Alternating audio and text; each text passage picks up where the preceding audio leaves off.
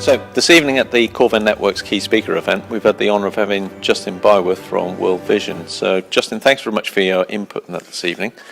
Could you give us some perspectives on World Vision as a charity and where you think the applications and the insights you've given to the other corporates in it this evening? Well, the thing in working with a charity like World Vision is you combine a social and, in our case, a faith-based mission, but with the need for the highest level of corporate professional skills that any business has. We're a global organisation. We work in nearly 100 countries, and we have a turnover of $2.7 billion. So we need the best HR, we need the best finance, we need the best of everything, which actually the world's poor deserve.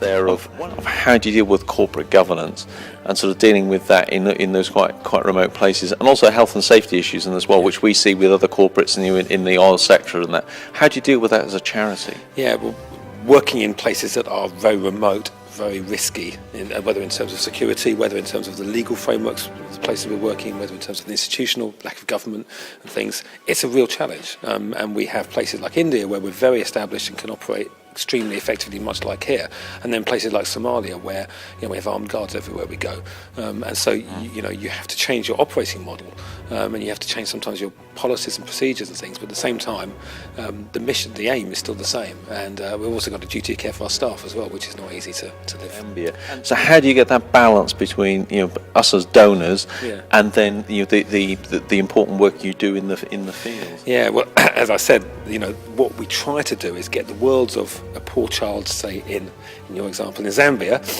with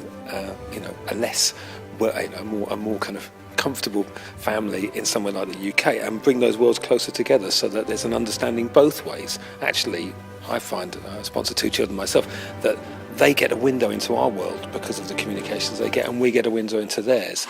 And when that connection is made, there's an opportunity to bring understanding both ways. Plus, of course, obviously the difference that we make in the lives of their families. Sort of stuff like that. How do you manage to get that link of new technology and that interaction with customers?